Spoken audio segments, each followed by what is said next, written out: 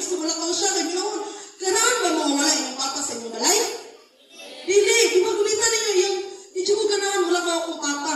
So, growing up, nag-pray jud ko, nga gusto ko na akong papa pirming ka ng mga important occasions, mga birthday, Christmas, naunta akong papa.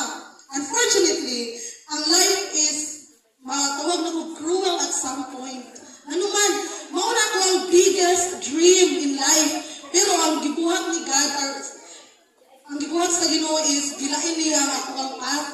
Imbes nga, mauna akong pinakapangandoy, ang gibuhat is, pag-abot na ko grade 5, akong mama o papa ay nagbulag.